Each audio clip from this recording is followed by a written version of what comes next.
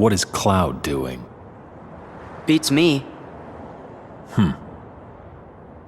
By the way, you three, who are you? Well, I'm not sure we should tell you. Well, that's an interesting sword you're carrying. It's the Keyblade! I see. So that's a Keyblade. And I suppose you must be its chosen wielder. So what if I am? I wonder if it won't change its mind once I defeat you. Show me your strength. No, Sephiroth, you'll see our strength. Wait, that was him asking the same thing. Whatever, greetings, I'm Solidus-Skully, and welcome back to Kingdom Hearts 2. Our first super boss, I believe. Sephiroth. Da-da-da-dun. But yet, Sephiroth is pretty similar to his Kingdom Hearts 1 incarnation in that a lot of his attack patterns are very much the same. The difference maker here is that, well, he's a lot faster on his feet. Poor choice of words, admittedly. And he's a lot more airborne, so he's faster with his wings. Whatever. But anyway, Sephiroth, again, even if you are pretty highly leveled, can mop the floor with you because he's quick, swift, and clean, and takes no caffeine. But yeah, again, the difference maker here between this and Kingdom Hearts 1 is that, well, again, on top of the fact that I feel as if Sora's a little bit more powered up to handle him this time around, there is also the factor of, well, again, a lot of his attack patterns being similar, and again, if you know how to dodge them, then you should be relatively fine. I mean, again, he does still hit hard, and again, despite the one reaction command system where he will pretty much make bitch sushi out of Sora, yeah, nothing to worry about. Again, Flame Pillars are still the same, he'll still launch those energy balls, he'll fire the meteor thing, albeit at a much faster rate, so, yeah. And, of course, since, you know, Descend Heartless Angel is a very damaging attack, yeah, unlike Kingdom Hearts 1, where he stood on the ground, this time he raises up, so, yeah, your cue to, you know, stop the Descend Heartless Angel attack is basically when you see Sephiroth rising, jump up and hit him immediately, because you can interrupt that attack and, oh, basically save yourself a shitload of elixirs. Which, I mean, again, is an attack that you might not think you would have been able to interrupt, as I didn't know around about the first time I was playing Kingdom Hearts 2 itself, so yeah, a little bit bizarre, but then again, it's like one of those sorts of things that you don't really think to do until, you know, you either see somebody else do it or you just do it out of sheer curiosity. But I mean, then again, considering how easily Sephiroth can wipe the floor with you if you're not careful, yeah, you won't really try that. I don't think magic's very effective against him either. Reflect might be, but I've never tested it out, although I probably should. Actually, would Reflect be good against Sephiroth? It might. But that's neither here nor there in this case, and, yeah. Bit of a sad note to kind of end this fight on, but yeah, this is also the last time we'll be fighting Sephiroth, and indeed, the final part of the whole Cloud-Sephiroth debacle thing in the Kingdom Hearts series. I was hoping that Kingdom Hearts 3 might have had a little bit of a continuation, but like in alas, no such continuation is there to be found. And again, I believe part of the reason why the Sephiroth and Cloud thing was continued in Kingdom Hearts 2 was, again, somewhat cynically, to promote Advent Children, but at the same time though, I'm just sort of sitting here wondering, like, again, with Kingdom Hearts 4 being a thing, and again, you know, the whole Final Fantasy VII remake making the rounds, I'm curious if Kingdom Hearts 4 might have a continuation, because as you'll see towards the end of our fight and, you know, what happens at the end of, you know, Cloud and Sephiroth's whole little beef thing here, I'm wondering if the different world that they mention might in fact be Quadratum. Again, it's possible, but again, we'll never really see for certain. And again, I know Kingdom Hearts is more focused on its own sort of story and plot thing these days, but I don't know, I am kind of sad that they never tried, like, anything else in terms of, like, you know, including other antagonists or, you know, Final Fantasy characters battling each other in the same degree that, you know, Sephiroth and Cloud would here.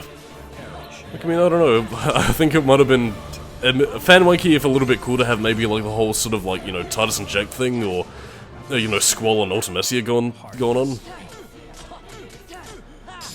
But whatever, we finally defeated Sephiroth, our drive gauge is powered up, and, let's see what his outcome is, now that Sephiroth finally recognizes Sora. How'd you like that? I admit you're very skilled. But apparently Cloud is the only one who can eliminate me. Tell Cloud to come here. Tell him Sephiroth is looking to settle things. So yeah, now we're pretty much playing fetch quest to go off and talk to Cloud to tell him to get his butt over to Sephiroth, and then we can make anime cutscene go now. Oh, by the way, something I should have pointed out earlier in terms of Sephiroth's voice. Yeah, he's no longer voiced by Lance Bass, you know, as the original voice clips in Kingdom Hearts 1 would have indicated, and instead he's voiced by George Newbern, who, again, among many other things, was also the voice of DC animated Superman for Justice League. And again, it really makes the Sephiroth voice a bit of a weird one, because again, if you remember the episode of, I think it might have been the original Justice League show, yeah, when they went to the Justice Lord's dimension and there was basically evil Superman. Yeah, Sephiroth's voice is basically just evil Superman, which is, very disconcerting. Yeah, but anyway, it's like, hey Cloud, your arch nemesis there, good, I'm gonna emo anime boy this shit up. Don't get in my way, kid. Yeah, I'm angsty. Which, I mean, again, to kind of reiterate on Cloud's character, he's not like that. Well, okay, he's sort of like that in Final Fantasy VII Classic, but it's really more so the Advent Children and a lot of the additional material that make Cloud very sort of like nothing personal kid. But anyway, watch cutscene go now. Did you give him my message? Maybe. Sorry to keep you, Sephiroth. Cloud, you'll never let go of the darkness. Shut up. You'll never let go of your past. Shut up! Cloud! Get him!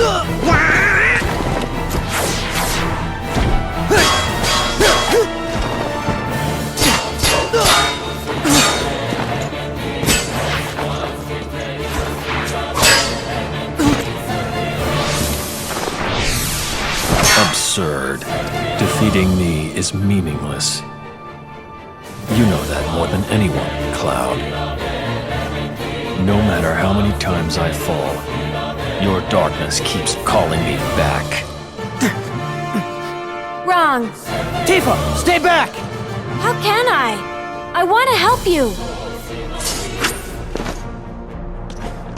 You can't. He'll never let go of the darkness. He doesn't have to. He just needs someone to surround him with light. The darkness will be there, Sephiroth, but in a place you can't reach. Is that right? Let's see what this light of yours can do. Ha! No! Ha! Ha! Ha!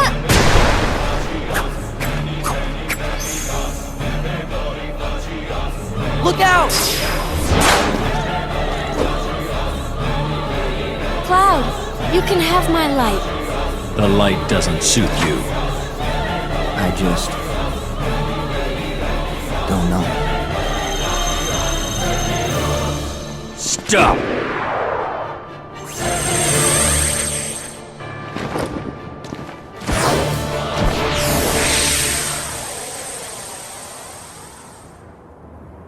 Huh?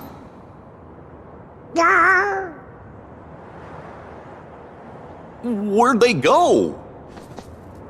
Do you think they made it back to their own world? They went somewhere else. Cloud went to fight a great battle, to defeat the darkness inside him. Gone again. What will you do now? Guess I'll keep looking. Got any leads?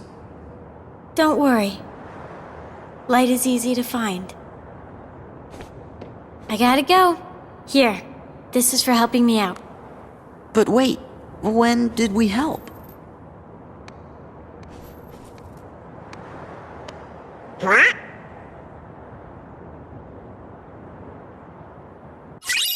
Ah, so it wasn't Big Titties Tifa that inspired Cloud to find his light. It was Sora, his son. Yes, Cloud, my Christopher Lee voice deigns it so that you are Sora's biological father. But anyway, for our troubles in defeating Sephiroth, you do get a pretty badass looking Keyblade with Fenrir. Based on Cloud's Buster Sword, obviously, with the whole bandages thing with Kingdom Hearts inspiration, and yeah, Fenrir is a pretty useful Keyblade. I enjoy it quite a bit, but again, if I was going to pick my favourite Keyblade in terms of Kingdom Hearts 2, yeah, my favourite's always going to go to Sleeping Lion, because, well, my inner Final Fantasy VIII fan is raging, and, well, I don't know, I tend to like that look a little bit better. It's slicker, but also quite regal. A very Lionheart sort of Keyblade. Anyway, like, I am going to show it off fighting a few Heartless here and there, but yeah, on top of just being a Super Boss Showcase, whatever part, we're also going to be getting back to another world, so again, the past couple of moments of, you know, no plot per distance travelled will come to an end, because we're going back to Atlantica shortly after this. So, yes indeed, I hope you're all ready for some Finny fun. Because we got musicals coming up. Dearie me. There we go, Kingdom Key, all the original Donald and Goofy's weapons restored. Ah, continuity. So, yeah, to kind of reiterate a point I was talking about before, again, Atlantica is, in a similar vein to the Olympus Coliseum really, it's basically separated into what the game calls episodes.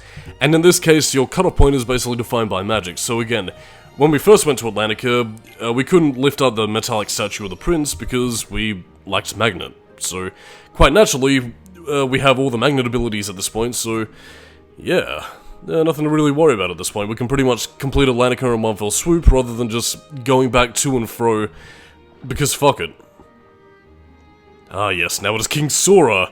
We have taken your throne, King Salami Nipples. Bow down before us, even though you have the power of the Trident and know about Keyblade people.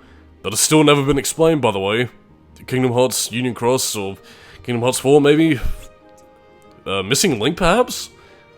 I mean, yeah, I think Missing Link could possibly explain it, because it takes place after Union Cross before Eriquus and the Xehanort shit. I don't know, it's a possibility, and I would like to see it, but heck wish. I don't have a lot of knowledge about Missing Link to really spot the difference. Chapter 2, another song that's a part of your life. Oh, alack and alas, I can't learn more about the human world, woe is me. Ariel! We'd like you to come with us, Ariel. Have we got something to show you?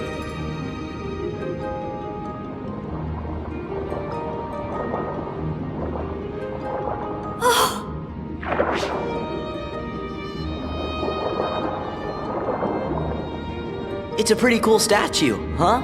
It looks like some kind of prince. A prince?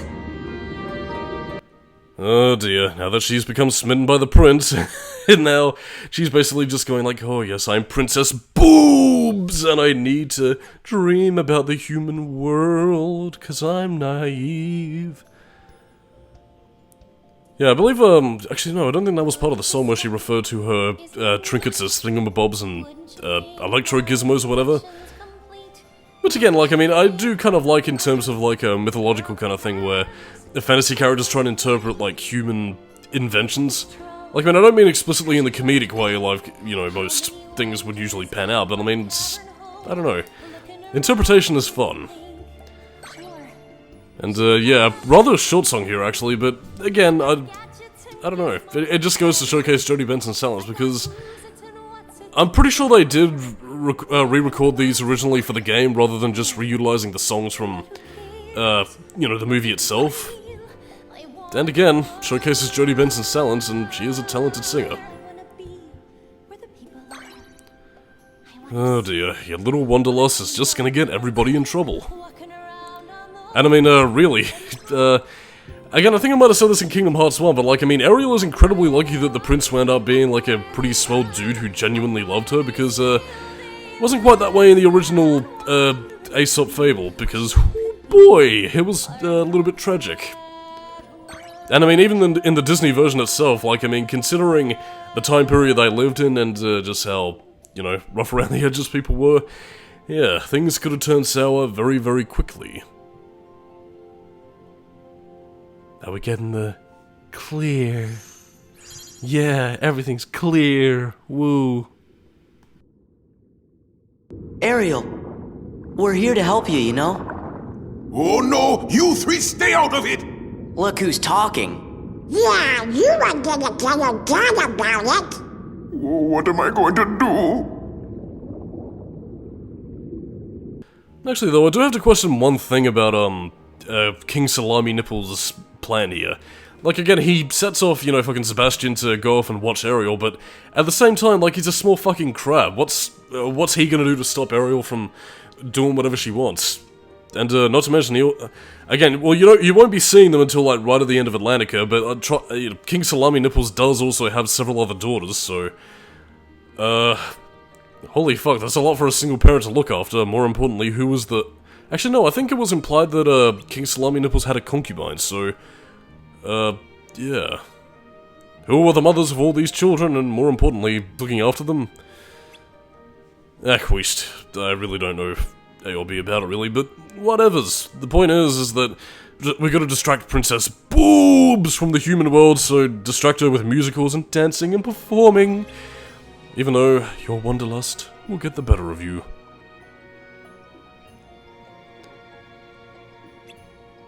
Again, like, I mean, you probably could have either done with a bodyguard or somebody, at least a mermaid themselves, or...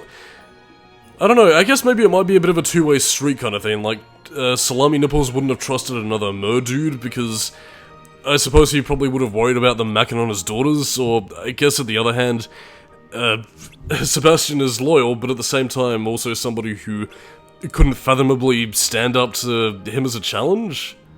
Because, I mean, again, you do remember the whole, like, Ursula thing, where, again, she tried to take the throne and then he banished her, so... Again, I guess King Salami Nipples is very short on trust. Well, I mean, then again, I suppose, and again, something that actually probably could have used Kingdom Hearts to its advantage is that... Well, again, I suppose he probably could have coerced Sora into doing it, but at the same time, considering how disagreeable Sora, Donald, and Goofy are about letting Ariel find her own way in the world, yeah, probably not the best place to go.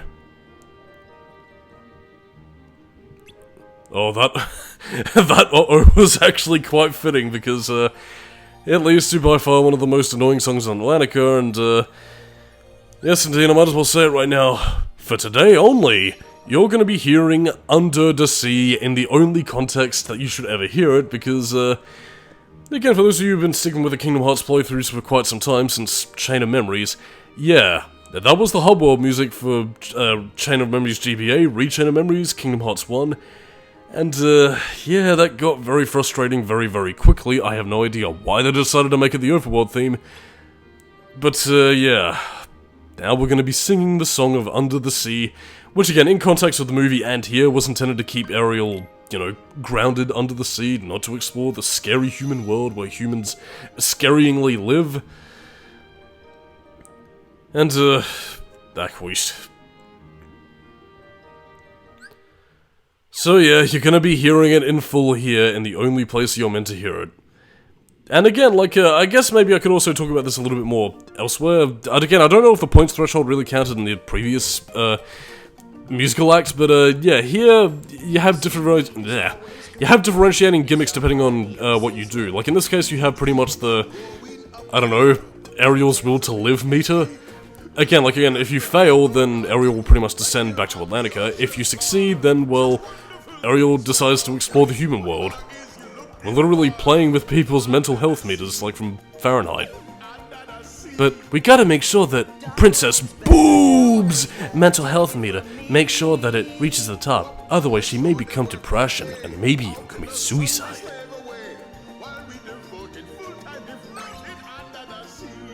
Again, it's weird that, like, I mean, Sebastian's trying to convince Princess BOOBS to, you know, stay under the sea, but I don't know, it's kind of clashing with the whole sort of uplifting musical. I mean, again, granted, they probably don't want to ensure that Ariel becomes, like, shock bait or whatever, but still, you know, kinda sending out mixed signals.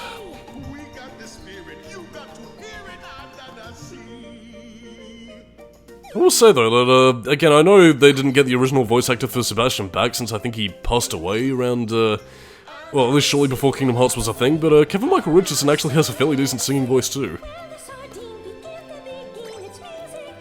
Like, again, like, I mean, I'm not quite as bothered by Under the Sea as, you know, I am in Kingdom Hearts 1 or Chain of Memories, because, again, it's a song that's designed to have vocals to it, whereas, again, in...